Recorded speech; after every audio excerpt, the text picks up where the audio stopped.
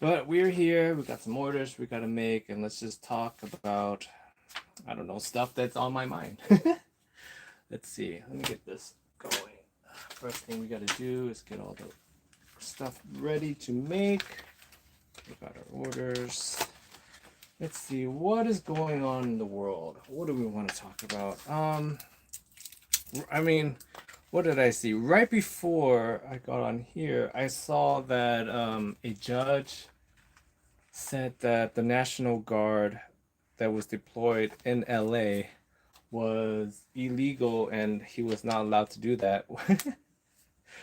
the okay, the funny part about that whole situation, and I've said that I think we've talked about this quite a bit, is that I'm in California, right? And when the whole like LA like rioting stuff happened, protest stuff happened, I was like, it's not that bad down here. Like, really, they need the National Guard? And then, oh, hold on, this looks crazy. What's going on here? Oh man, can't make this one. I gotta go back and do this one. We'll finish that one later. But yeah, so as I was talking about, right before I got on here, and a judge ruled that the LA National Guard was illegal, right? And I'm like, I was saying, I'm in California, and I'm like, it's not that bad down here, really? I mean, the National Guard. And then, it happened, and then we're like, what are we in? We're like weeks, months away from the whole National Guard thing in California, and they're just now ruling that it's illegal. This is like, I think that's the funny part because it already happened, it's done, and now they're saying it's illegal. I'm like, they're so slow. And this is where I'm like, they can easily keep doing this over and over and over again, and then just wait for the judge or whoever come to rule this illegal, because like, there's no pushback anywhere, right? Because normally, if stuff like this happened, there would have been someone like in Congress or somewhere that would be like, "Hey, you're not supposed to do that." So when I saw that it was ruled illegal, I was like, "Duh." I mean, I knew that. I'm just some guy, and I knew that. I'm not even in government, and I knew that he's not allowed to do that, or it just didn't make sense, right? And I'm like, we're like months away from it, weeks away ago, and they're just ruling it now that it's illegal, which I guess would spare Chicago and the other states that he said he wanted to do it to. So I'm like, you're welcome. California took the hit for you guys. The whole DC stuff is different though. That's a different scenario because from what I've gathered. I mean, this is a lot of stuff that no one really pays attention to until you're, I guess, unless it really affects you. And I guess that's the state of the world right now, where nobody really, really cares about anything unless it actually touches you, right? That's why I'm saying I've talked a lot about the National Guard stuff before, because I'm in California, so it kind of affects me. So I'm like, oh, this is terrible. And but then like I'm telling you, the what does the media keep saying about this whole thing? They keep saying like, oh, why doesn't he send the National Guard to the red states? I think that's the talking point that a lot of like I see a lot of like on CNN and those other media channels. I'm like, why doesn't he send the National Guard to the red states? Because that would actually affect them. you know, because like nobody cares about anything unless it touches you. Same thing with the whole what's it, the Gaza situation. People care, but at the same time, people really don't care because it doesn't actually touch them. Oh, where did my little thingy go? Hmm. What else? What else happened? Oh, here it is. Okay, I gotta get this ready. This person's been hounding me about their order. The worst part about selling like random stuff is that somebody this happens all the time. We'll place an order for something, and they'll be like, hey, they'll send a message, and they'll be like, hey, I need this by, I don't know, Tuesday, and right now it's like Friday. Let's say Friday, and they're like, can you get this to me by Tuesday? And I'm like, um, first of all, if you need something like that, you gotta understand. There's this thing called shipping time, and even if I made something and got it out the same day, it's that part is out of my control. It's not like I'm. It's not like I'm making the thing, getting into a car, and delivering it, hand delivering it to whoever you are, and whatever part of the world you're in. And then there's always somebody. Hey, can you get this to me by tomorrow? I'm like, can you guarantee that this thing will arrive by tomorrow? I'm like, no, please stop. And then like these people think that I'm like hand delivering these things or something. And then they're like, you gotta think about on scale. If I'm hand delivering it for you, that means someone else is not getting their package because I'm out there driving across the country to go deliver a package to some random person. Anyways, we're moving on. We're moving on. What else is going on? Oh, this is something I wanted to talk a lot about that I saw over the weekend that really, really, really bothered me. And it was the I don't know, you guys saw this story. It was the alligator Alcatraz. I've touched on this a while ago, and this could be old news. I don't know, but it's something that's been bothering me a lot. Is that another judge, ruled that alligator Alcatraz is to be shut down, and so they're winding it down right now. And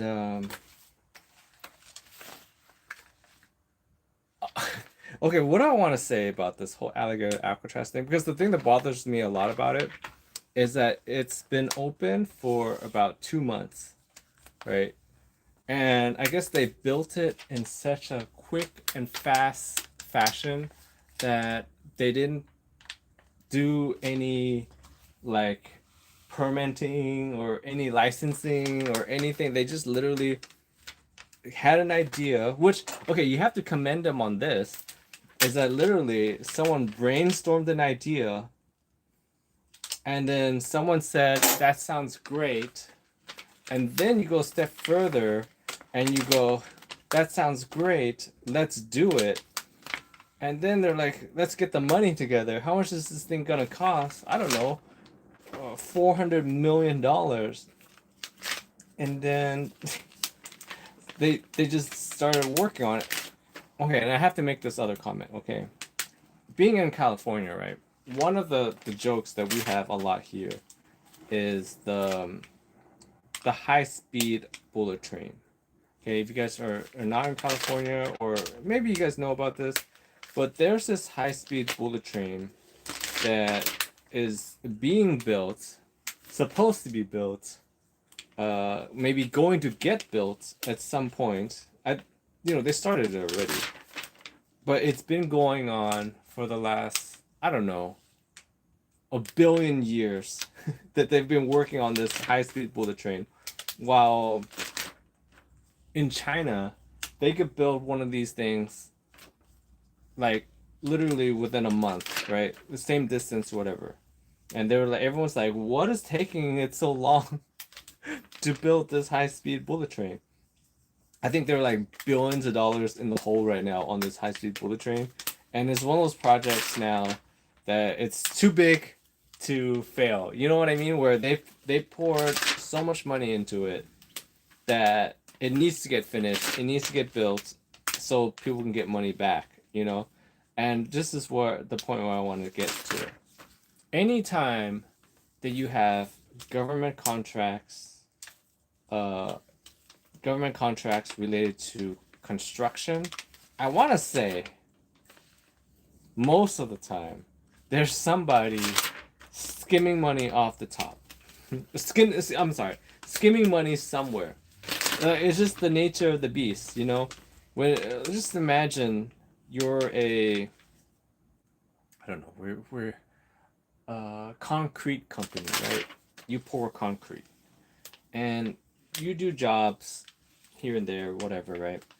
And the thing about construction is that a lot of times it doesn't make sense for you to hire, I don't know, Johnson and Johnson's national concrete company to do this project because they're in. We'll go with the bullet train, right? They're in Massachusetts or whatever, right? And this project, let's say, is in California. Well, it doesn't make sense for you to hire Johnson and Johnson's concrete whatever company in Massachusetts to pour concrete in California. So you got to get local, right? Or people that are around here to pour concrete. And then, so let's just say you're now like, I don't know, Billy Bob's California Concrete Company, and you get a phone call, or you see on the website.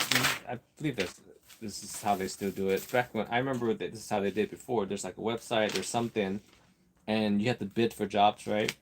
And you see there's a bid out there for California high-speed rail concrete pouring, right? And you're like, oh, sweet, this is with the government, this is with the state. You know they're good for it. California, fourth largest economy in the world, right? They got the money for it, right? And then usually what happens is you need the contract because you need the work. So then you underbid, right? And then once you win the contract, you find a way. You find a way to get the money back from your underbid by, I don't know, skimping out on something, or maybe just find a way to tack on another cost that was unforeseen, whatever, right? And then boom, you're golden. or maybe you know everyone comes in together and knows that, hey, for this project they need lots of concrete, so it doesn't matter who pours the concrete, they just need concrete pourers, right? To go with this example, right? And everyone knows that it comes in together and go, hey, you know, this is the cost to pour concrete in this location because it's kind of in the middle of nowhere, right? And they overinflate the costs, and then you just like bid up, overinflate the costs, and then you just pocket whatever the extra is, right? That's just regular business. That's what I feel like what happened in Alligator Alcatraz, where I bet you follow the money, there's some guy out there that saw that, hey, we need to build this place, and then he says it's gonna cost $400 million, right? And he builds it for $400 million, builds the government already, and then he gets his money. The place is getting shut down. So in a way, they just wasted $400 million, like in 2 months.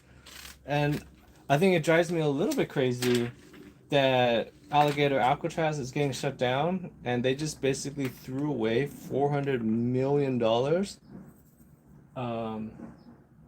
They just threw away $400 million on Alligator Alcatraz in 2 months for it to get shut down.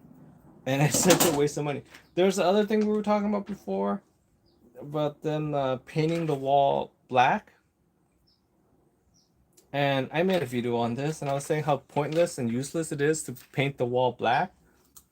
And literally, I made that video talking about it the day after it was announced, right?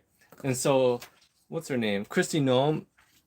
She did her photo shoot of painting it black and whatnot, and her presser, right? I did that video the day after, right? And I was showing examples of people in the past.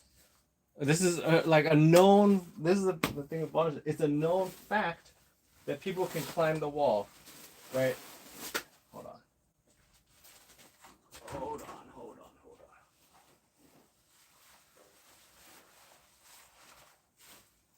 it's a known fact that people can climb the wall, the border wall down there, right? This is no secret. Literally, that's the part that I was like, really? They're still. I know they were still working on the border wall, right? I thought they were just building more wall, which makes, you know, whatever how you feel about the wall, that's the easy concept to get to understand. Like they're just gonna build more wall down there. But painting the wall black, what? I was like, wait, what? That was a, and then they say it's gonna cost like $3 billion to paint the whole wall black. Anyways, so we did. I was talking about that, and I made my video talking about it the day after it was first announced. So there was no like people were just speculating and talking about it. And I said back then, like, hey, I was watching videos and pictures of people climbing the border wall, and literally, it's literally they just throw a ladder on there, climb up, throw a rope over, and then climb over. There's that, and then there's another guy. Now, that was back then. Yesterday, I saw a video of a guy at the border wall, and this is the new border wall where they just painted it already. And he was just demonstrating how easy it was to climb it, and all he did, and this guy didn't even use the ladder and rope thing that I was talking about before. He literally just put on some gloves, and then they kind of did like the Spider-Man thing where he's got like one leg on one bar, and he's got gloves, and he just climbed up the wall, the new black wall. So I was like, this is the amount of money that gets wasted in this new. Keep in mind, okay, we're only 1 year in. The amount of money that gets wasted is insane. It's insane. Give it to me. Give me the money. I feel like I can do so much with it. Like, so it's $3 billion to paint the wall black for just because it looks cooler. That I believe that was the reason, because it looks cooler and it gets hotter, right? And then so $3 billion to paint the wall black, $400 million to do Alligator Alcatraz, which is getting shut down, and that is so much money that we like when they say that we can't fix other things. It seems like we do have the money to fix whatever we want to fix. It's just a matter of if the government really wants to do it or not. And I guess this is a problem for not Democrats or Republicans. If you want to go this angle, it's a government problem. You know what I mean? Because it doesn't matter who's in power, who's in there. It doesn't seem like any of the problems really ever get fixed. They just push it down the road or push it to the other guy. You know, like literally, Biden comes in and he's like, oh, all these things are bad and we gotta fix them. And then Trump will come in and it'll be like, oh, all these things are bad, and that guy, he did this, that's terrible. And they're like, okay, can you fix it? And he's like, yeah, of course, I'm gonna fix it. Nothing ever gets fixed. It's all the same. It's all right. First one done. Next order. All right. White. All right. All right. This is the guy that ordered yesterday. Oh, no, not yesterday. Friday, right? And Friday, and was asking me if they can get their order Wednesday. Or no, not Wednesday. Thursday. And I was like, hey, yeah, if you order right now, like literally as you're sending me this message, this is literally my response. If you order within the next hour, I can get this to you by your time, because it needs to get shipped before the weekend, and not counting the long weekend because we just had Labor Day. If you count the long weekend, you're definitely not getting this order, right? You gotta get this within the next hour. Nothing. Right? So I'm like, okay. And then I'm like, oh, and by the way, you need to, if you really want it, you're serious about getting it by this. Oh man, this it all got jacked up. Oh, yeah, yeah, yeah. It's got all jacked up. Ugh. Okay, recut this. Recut. That's a bummer. I don't know what happened here. Let's save this. Save as much as we can. Alright. Oh, alright. This needs to get recut. What a bummer. What were we talking about? Oh, okay. Other thing that's bothering me. The whole health scare situation. I don't know if you guys been paying attention to this with Donald Trump. Uh, the whole I find it very interesting that I guess we're so used to Trump being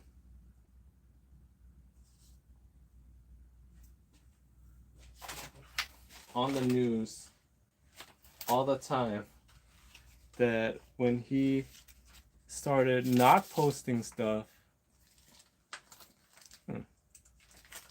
people are freaking out because they're like, "Hey, is he okay?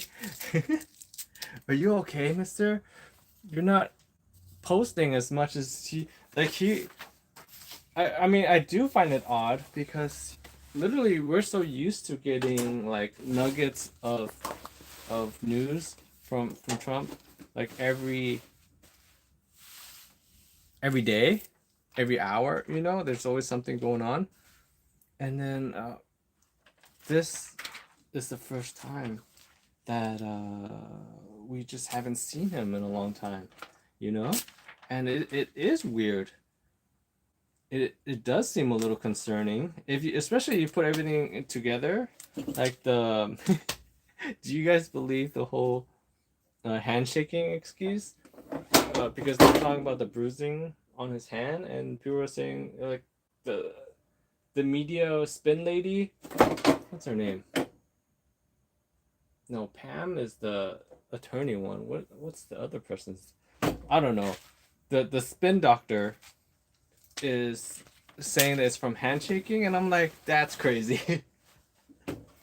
That's a really crazy excuse. The handshaking is I don't know why. That's a really funny excuse. And you know, he just hasn't been seen in a while. The whole situation is actually really interesting to me. It reminds me a lot about Biden. You know, when Biden is okay. My whole takeaway from the whole uh, Trump health declining storyline or he's missing storyline is they need to have age limits on who could be president. That's really what it is. Obviously, like, what was the big sticking point with Biden? He was too old, and he was basically there was a shadow government basically running everything while he was I don't know bedridden or whatever the picture was for Biden, and he was old back then. Like the funny part that I think is back when Biden versus Trump the first time, right? The first time, it was already a problem back then that Biden was too old, right? But keep in mind, Trump and Biden are actually not that far apart in age, right? And and now you go 4 years later, right? Because Biden finished his term. You go 4 years later, and for some reason, I know it was touched on a little bit, but Trump was older than what Biden was 4 years ago when we already complained that Biden was too old, right? That he should not do this. Back then, he was too old. And then now that we're like 6 years away from that, what's Trump? Trump's 79, right? Like this whole story arc with the bruising and he's missing and whatnot just shows you that they need to have age limits on who can be president.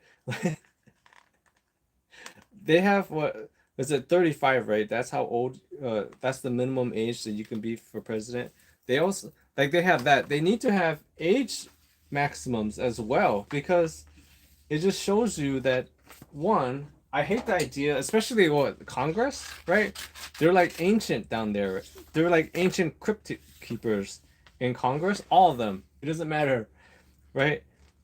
I hate the idea that these people that are a lot of them on like death's door or making decisions about our future when they're most likely not going to be around for the actual effects, the long-term effects of whatever they did, right? Like you just think about what's going on right now. It seems like everyone is thinking about what is going to happen this year. Like the it's it's crazy to see that we've done there's so much like stuff going on and you're like, "Oh man, you're like thinking like, "Oh man, it's been a crazy presidential term." And you're like, "Wait, this is his first year." And just seeing his health decline, if that's what happens, like again, we don't really know. I'm just saying he's been missing, and a lot of people's been saying he's been missing, and it seems like he's on a decline. If you listen to other news stations besides Fox News, they've been talking about. Okay, you guys gonna come with me. I gotta cut a few more things. Make sure I know what I'm cutting first. Boom and okay, all right, come with me. Um, they've been talking about his like mental or health decline, and this shouldn't be a problem. It should not be a problem. Uh, sorry if the angle's weird. I gotta cut something. Boop, boop, boop, boop. All right, this needs to get recut. All right, all right. Yeah, this shouldn't be a problem. They need to have age limits on just government in general. Everyone in government should only be a certain age.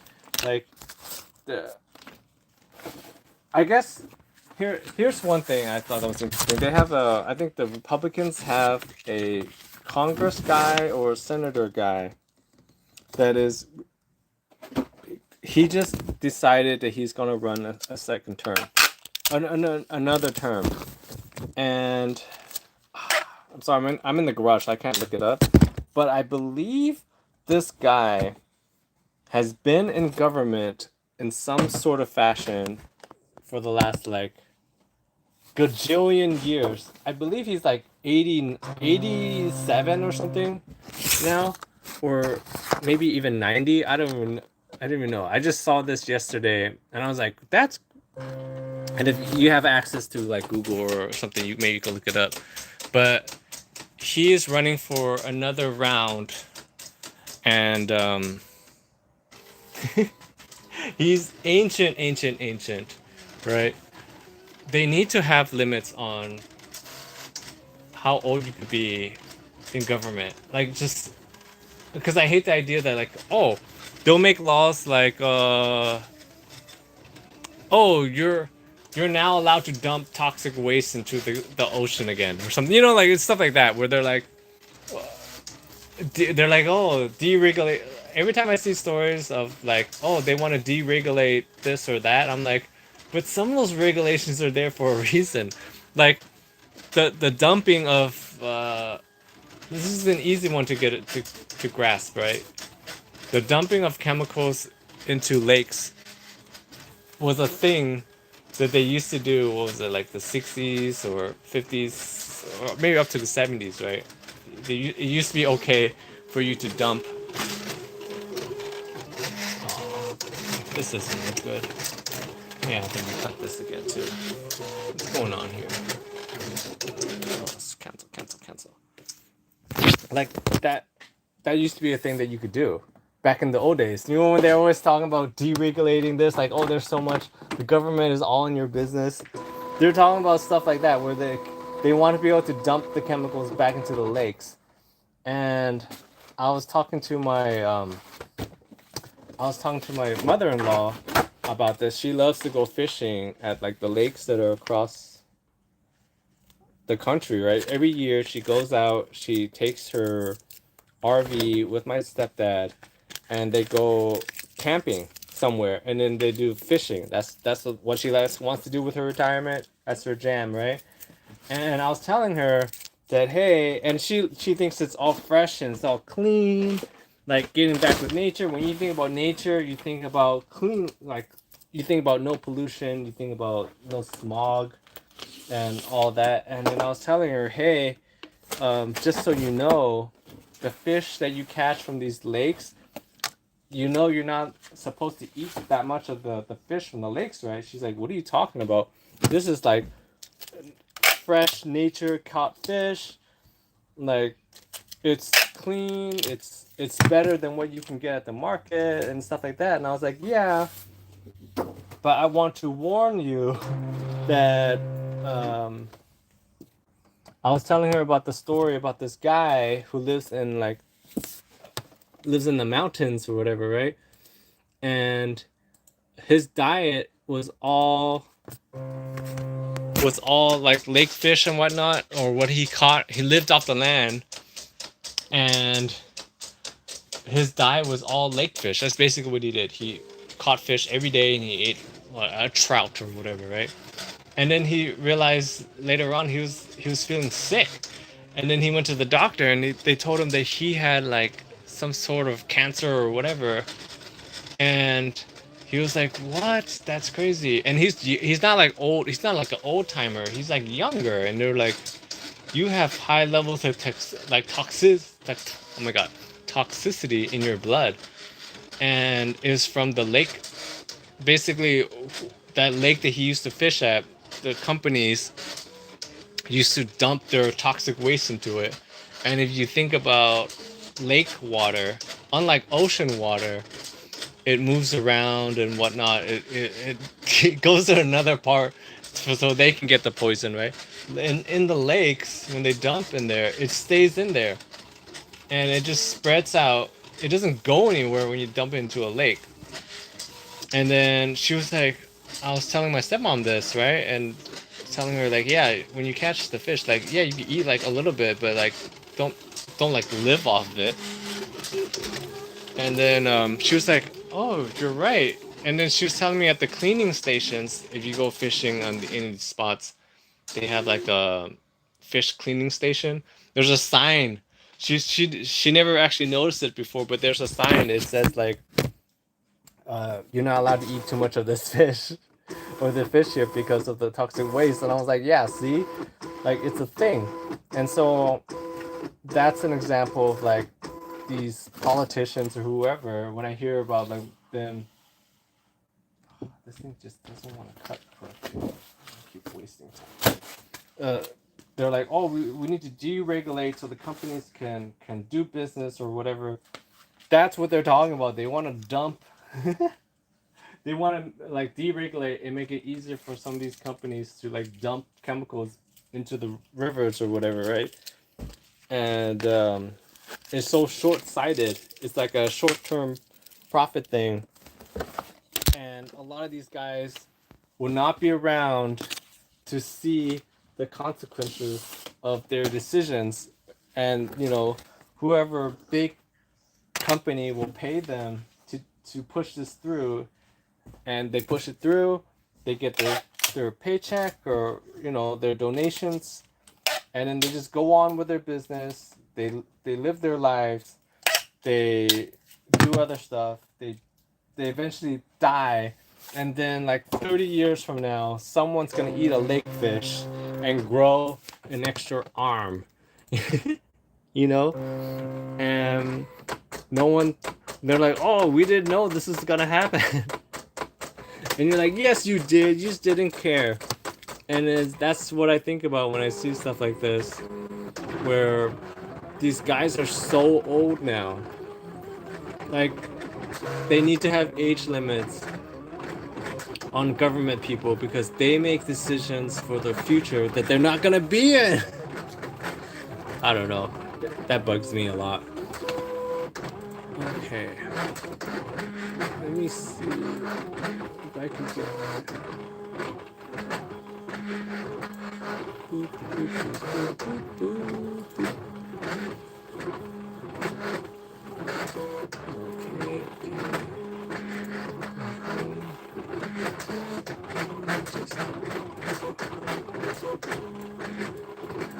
Okay, what else is going on in the world?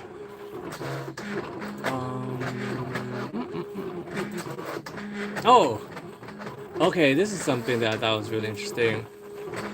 Is that I guess this is something that I touched on a while back. I actually feel like I should redo that video because it's kind of relevant now. But okay, so in response to the Minnesota shooting guy, right? I mean, some of these companies have been working on this for a long time. This is not an overnight thing. That I saw that some companies have drones. They're like battle drones for the school, right? Where if a situation happens at a school or wherever, they can deploy these they're like militarized battle drones that can fly into the assailant and shoot pepper balls at them, right? I don't know if you guys seen this. I'm probably gonna do a deep dive video on it later.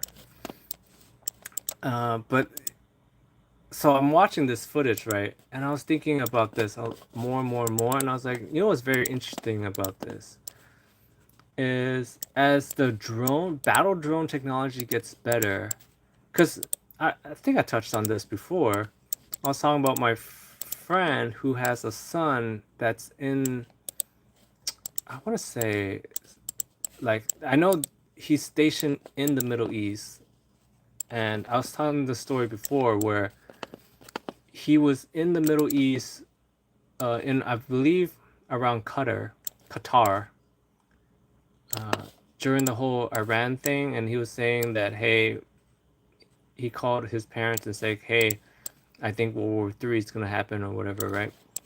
And then you know I asked the parent like, hey, is your son good or whatnot? And then they said like, yeah, he's fine. He's in like the advanced unit, like basically he's like you know, he's positioned ahead of the forces, right?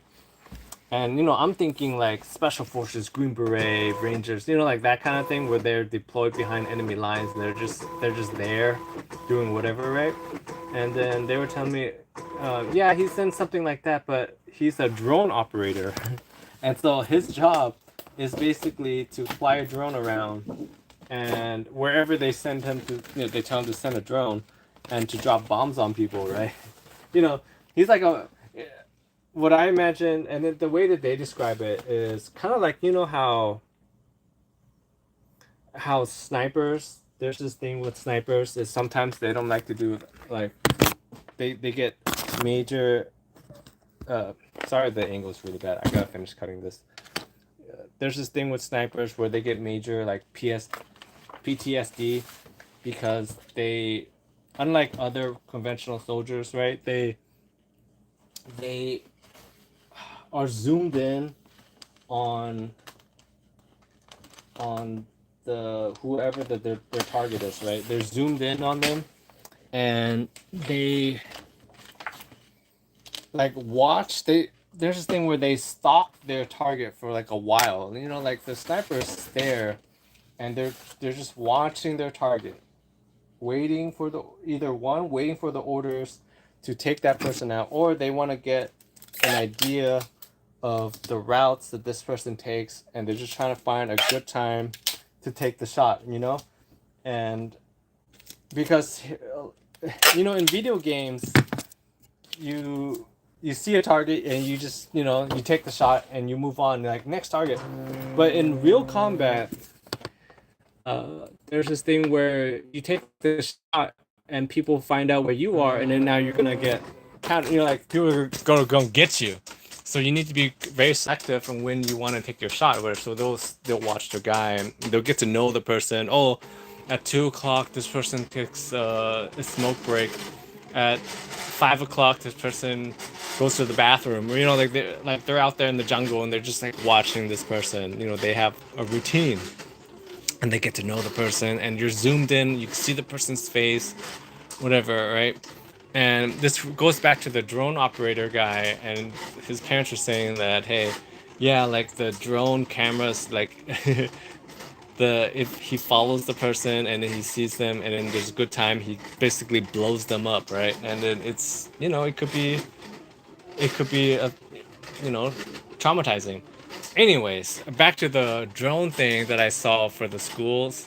I don't know if you've seen this. You could look this up, but there's this company out in Texas. They're developing like military battle drones. That if there's a school, there's like an active shooter situation, they can deploy, and these drones can run into the person, fly into the person, or shoot paintballs, not paintballs, pepper balls at them, and stuff, right? And then, so I'm watching this and I'm just thinking, what's actually very interesting is that this is the technology that we have for this now, right? Imagine 5, 10 years from now, most likely 10 years from now, right? These billionaires, let's say like an Elon type person, right? And he gets into a feud with, let's just say Bill Gates or something. Zuckerberg. Zuckerberg and Elon don't like each other in this hypothetical 10-year down the road timeline. And he's like, oh, Zuck is Facebook is I don't know, impeding on X or whatever, and we gotta take him out. I could totally see a future where these billionaires have like a whole army of drones and they just have like mini scrimmages over over whatever, right? And nobody cares because deep down, if you send a drone army at each other, as long as I guess I could totally see this where as long as people are not actually like getting hurt, like it's just other drone on drone violence, people are just gonna look the other way. So I could totally see like in the future where Elon's like, oh, I'm so sick of this. Send the first battalion to Hawaii to attack Zuckerberg's Hawaii compound. Maybe that's why Zuckerberg is building his compound. Maybe he knows that that's what's gonna happen in the future. Where, just imagine this, right? They'll have submarine drones. They'll have those walking robot drones. They'll have the flying drones. They'll have the dog drones, and they'll just send them at each other. To just attack each other. It could just be a new fun thing. Think about that. Back in the, what was it, like Roman times, those emperors used to have like gladiators fight each other for fun. I could totally see it in the future where these tech guys send battle drones to each other for fun. Imagine Elon just has like a whole, like, I don't know, a whole battalion of drones, and he just sends them to Zuckerberg to send a message, and they just bomb the crap out of his Hawaii compound. And then in China they've been showing off their dragon lights or whatever, and which again I keep saying, in America, can we do that just to show that we can? Because it's getting kind of embarrassing now that I have yet to see that done in America. I don't know. But yeah, that's something I feel like we should talk more about later. But anyways, as this thing is cutting, I'm gonna duck out. Thanks for watching.